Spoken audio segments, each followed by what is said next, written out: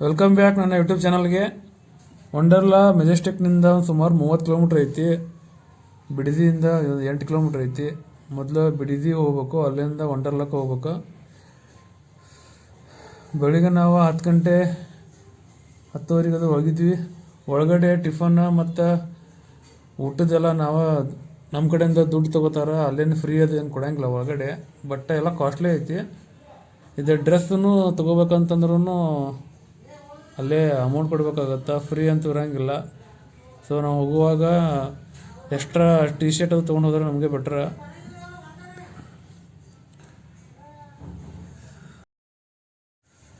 ಅವತ್ತಿನ ದಿನ ಜನವರಿ 1, 2023.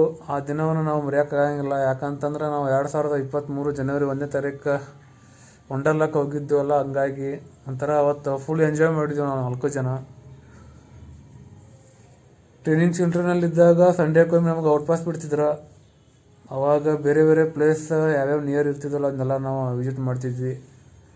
ಆಲ್ಮೋಸ್ಟ್ ಅಲ್ಲಿ ಯಾರೂ ತಿರುಗಾಡ್ತಿರ್ಲಿಲ್ಲ, ಬಟ್ ನಾನಂತೂ ತಿರುಗಾಡಕ್ಕಂತೂ ನನಗಂತೂ ತುಂಬ ಇಷ್ಟ. ತಿರುಗಾಡಕ್ಕಂತಂದ್ರೆ ಯಾರಾದರೂ ಬರ್ತಿದ್ರೆ ನಾನು ಅವ್ನು ಕರ್ಕೊಂಡು ಹೋಗ್ತಿದ್ದೆ.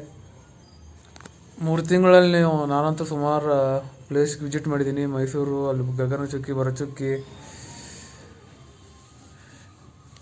ಶಿವನ ಸಮುದ್ರ, ಮಂಡ್ಯ, ಈ ಥರ ಎಲ್ಲ ಪ್ಲೇಸ್ ನಾನು ನೋಡಿದ್ದೀನಿ. ಆದಷ್ಟು ಎಲ್ಲ ಕಡೆ ತಿರುಗಾಡ್ಕೊತಿರ್ಬೇಕು, ಸ್ವಲ್ಪ ನಾಲೆಜ್ ಆಗಲಿ. ಮತ್ತು ಅಲ್ಲಿ ಕಲ್ಚರಲ್ ನಮಗೆಲ್ಲ ಗೊತ್ತಾಗುತ್ತೆ. ಅಲ್ಲಿ ಮಂದಿ, ಅಲ್ಲಿ ಲ್ಯಾಂಗ್ವೇಜ, ಆ ಕಡೆ ಪ್ಲೇಸ್ ಬಗ್ಗೆ ಎಲ್ಲ ನಮ್ಗೆ ಅರ್ಥ ಆಗುತ್ತೆ, ಸ್ವಲ್ಪ ನಾಲೆಜ್ ಬರುತ್ತೆ. ವಂಡರ್ಲಾಗೆ ಬರ್ಬೇಕಂತಂದ್ರೆ ಒಂದು ಸುಮಾರು 8ರಿಂದ 10 ಜನ ಫ್ರೆಂಡ್ಸ್ ಇರ್ಬೇಕು. ಅಷ್ಟು ಜನ ಇದ್ರೆ ಫುಲ್ ಎಂಜಾಯ್ ಆಗುತ್ತೆ. ಒಂಥರ ಎಂಟರ್ಟೈನ್ಮೆಂಟ್ ಮಸ್ತ್ ಆಗುತ್ತೆ. ಕಡಿಮೆ ಜನ ಬಂದ್ರೆ ಅಷ್ಟೊಂದು ಇಂಟ್ರೆಸ್ಟ್ ಬರೋಂಗಿಲ್ಲ. ಜಾಸ್ತಿ ಜನ ಬಂದ್ರೆ ಸ್ವಲ್ಪ ಮಜಾ ಮಾಡ್ಬೋದು ಫುಲ್ಲ. ಆಲ್ಮೋಸ್ಟ್ ಎಲ್ಲ ಅಲ್ಲಿದೆಲ್ಲ ಎವೆಂಟ್ ಎಲ್ಲ ಆಡಬೇಕಾಗತ್ತೆ. ಬಟ್ ಅಷ್ಟೊಂದು ಡೇಂಜರಸ್ ಅದ ಒಂದೊಂದು ಎವೆಂಟ. ಇನ್ನೊಂದು ಸಲ ಹೋಗ್ಬೇಕಾಗೈತಿ, ಇದೆಲ್ಲ ಕಂಪ್ಲೀಟ್ ಮಾಡ್ಬೇಕಾಗೈತಿ. ಗೌರ್ಮೆಂಟ್ ರಜೆ ದಿನ ಜಾಸ್ತಿ ಕಾಸ್ಟ್ಲಿ ಇರುತ್ತೆ ಅಲ್ಲಿ. ಆದಷ್ಟು ರಜೆ ಇಲ್ಲದ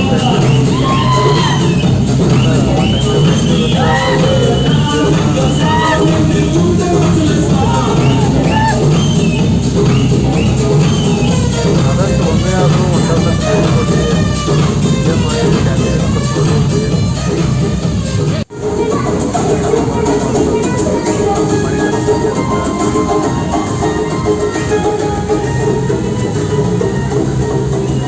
ಒಂದೊಂದು ಎವೆಂಟ್ನಲ್ಲೂ ಸಖತ್ ಕಿಕ್ ಇರುತ್ತೆ. ಒಂಥರ ಡಿಫ್ರೆಂಟ್